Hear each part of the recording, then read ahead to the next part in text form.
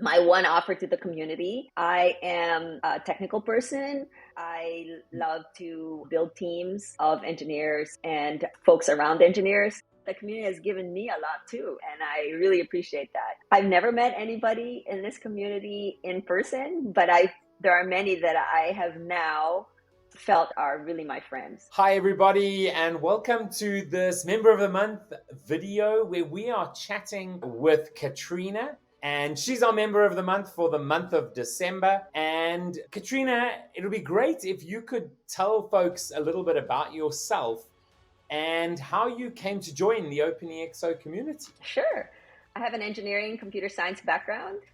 I have a computer science degree from Georgia Tech, and I moved to Silicon Valley in 1990 and worked at Oracle and a few startups, that kind of thing. My last job, I was VP of engineering of a small company owned by Kaiser that did medical simulation software.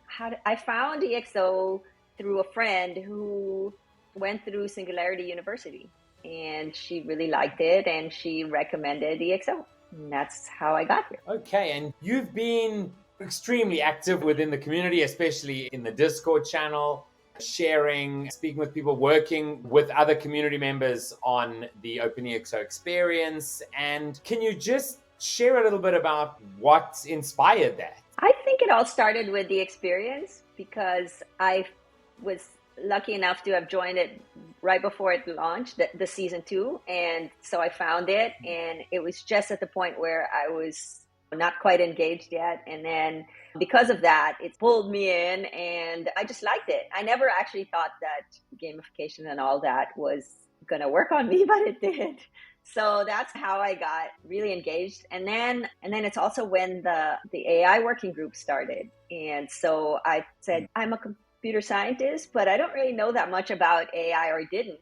And I remember taking a few classes in college, but that was before the AI winter, and there's a lot of things have happened since.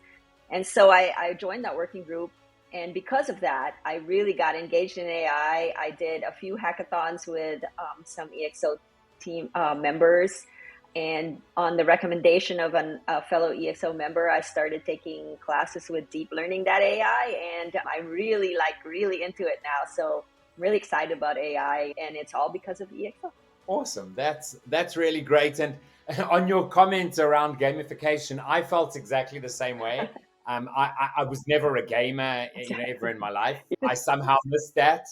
Maybe it was my parents who didn't like TV games. But when I first learned about Octalysis and joined their learning program, which is all gamified, I couldn't believe how it got me hooked. I was trying to look for all these little hidden game techniques, etc. And Kent and I then essentially started competing, which was just quite crazy, which really showed like how, if done well, using. And I guess this also gets us nicely into the next question around the EXO model, right? Yeah. MTP plus scale plus ideas. Mm-hmm. There's different attributes that resonate with different people. I think most of our community really resonates with MTP, right? Yes. Like massive transformative purpose, I think, is so important. And that's almost a no-brainer. But then on the scale and ideas attributes, certain people maybe have an affinity for certain things. Are there any of the attributes that you can't see an organization of the future without these? That's an easy one for me. I'm an engineer, so algorithms and AI for sure. I really can't see an organization of the future not using AI. We're just at this special time right now, and AI is accessible now to all organizations, and anybody that doesn't use it is going to get left behind. So that would be my favorite. Yeah. And in terms of organizations actually understanding the EXO model, how important do you see that for organizations? Oh, I think that it's absolutely essential for organizations today to understand the EXO model, because if they don't, they're going to get left behind. They're not going to be competitive anymore. Innovation, the pace is just fast these days. And if you're standing still, you're actually not standing still, you're actually falling behind. And the EXO model is the way to structure your organization so that you are competitive and promoting innovation and being able to measure it because of the dashboard, the methodology, it's all in there.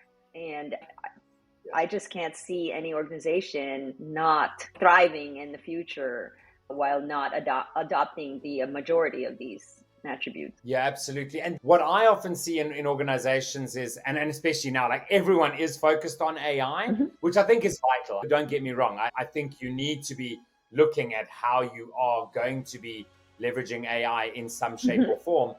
But But you need all the other ones you too.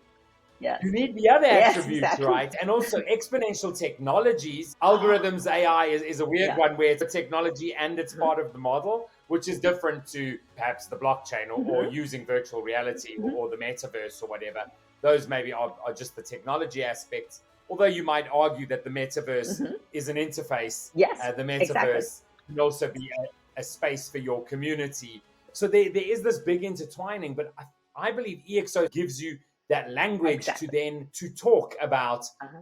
just like I've done now, how you can then see how these technologies are so vital, and then teams can be like, okay, it's not scary. Change is always difficult, but this then gives you a bit of a language around that. Yeah, and it's almost just go in there and do these 10 things as much as you can. And obviously, first start with an MTP. But if you do that, your likelihood of success just goes up by like exponentially. And so, Katrina, right now, you said you've been diving quite deep into AI. Yeah. Is that what you're focusing most of your time on these days, or what is it that people within the community should know about Katrina? How are you looking to interact with more people within and outside of the community? Yes, AI for sure. But one of the things that I believe that I bring to the table is the fact that I have been here and worked and lived and worked in Silicon Valley since 1990.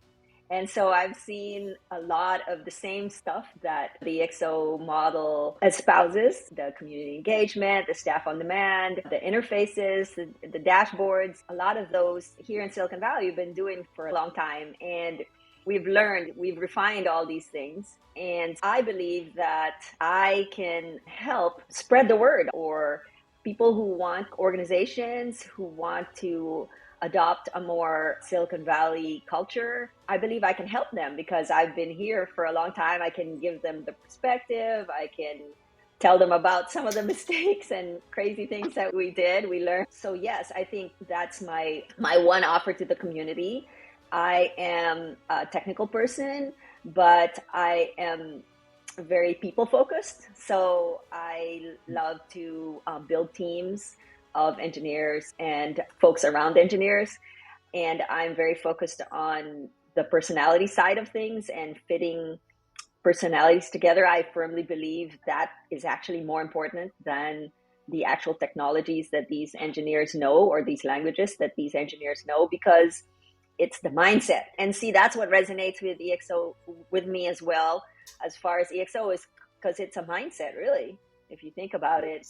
And so that's how I feel that I can contribute. And I have gotten really deeply into AI because I believe that organizations have to start adopting AI, or they won't thrive. And so I feel like then I bring the combination of all of that together.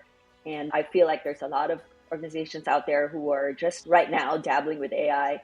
And I feel like I can help them navigate that. Absolutely. The whole idea around having an exponential abundance type Mm-hmm. Mm-hmm. mindset, I agree with you 100%, is just so important when it comes to working as a team. If you've got folks who are perhaps more linear, sort of scarcity is The the mindset. Yeah. general way of thinking, that makes it really difficult to actually then have a comprehensive team that's Mm-hmm. actually working Mm-hmm. towards one goal, because then that'll never work, or I don't believe this, Exactly. or we've tried that, and we have all those responses, which I'm sure you've heard many times over the years, right? But now, I guess we have to talk about, though, the when it comes to AI, as you said, you've really dived deep into AI. AI has such a polarized nature to it. This whole idea of P doom, right? But generally within our community, we've got quite optimistic Yes. people. Would you say you're rather optimistic about the future, which includes AI, of course, and perhaps why you are more optimistic rather than not? I'm definitely on the optimistic camp for sure. I've always been an optimistic person anyway, but definitely it's just the most exciting time right now to be in technology. There are all these different technologies that are just at the verge of the hockey stick going exponential, not just AI, but on healthcare, which I was a part of my last job. CRISPR is an amazing technology. There's just so many. Web3, and then all that whole VR space. It's just going to change how we interact with each other.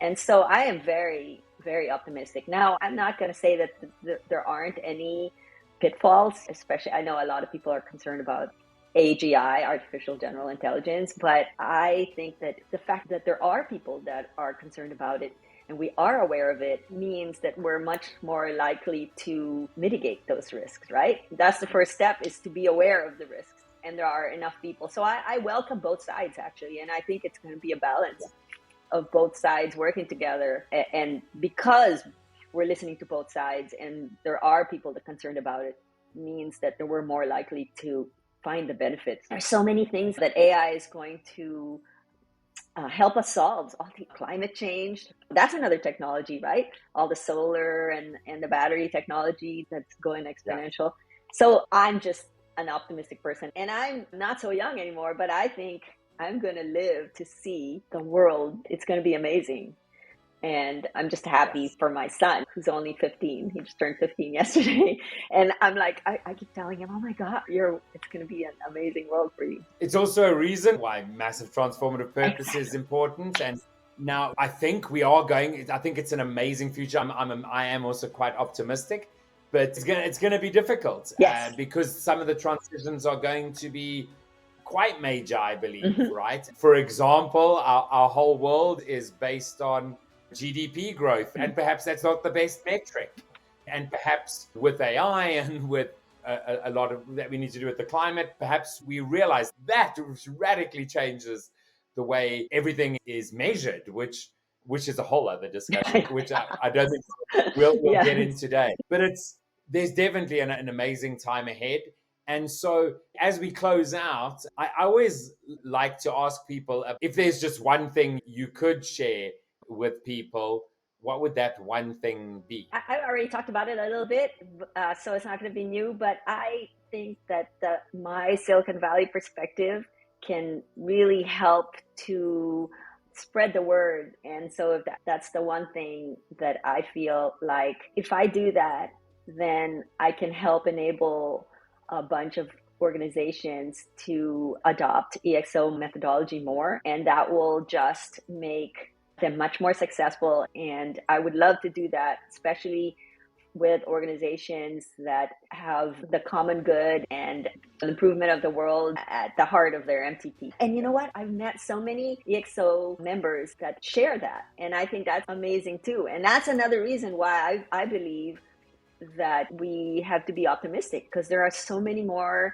people who are thinking along those lines. Technology for greater good of mankind, that kind of thing. So yeah, I think that I could share my Silicon Valley experience and learnings and best practice. Absolutely, 100%. Katrina, it has been wonderful chatting with you. Thank you again for everything that you do within the community, and you're connecting with so many people, sharing, really getting involved. And yeah, I'm sure we will connect once again. But thank you so much for being here. Oh, you're welcome. I know I've given a lot to the community, but the community has given me a lot too. And I really appreciate that. I've never met anybody in this community in person, but there are many that I have now felt are really my friends. And that's saying a lot for community, that of all these remote people.